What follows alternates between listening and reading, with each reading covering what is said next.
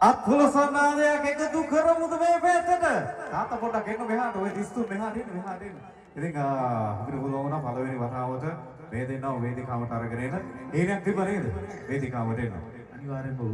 ඉතින් හේනේ අද හැබැයි වුණා. අත්හොලසනාදයක් එකතු කරමුද මල්ලියේ? සුදී එනම් බණ්ඩාරගම රුයොක් සමගින් ගීතවත් වන කවිෂ කෞෂා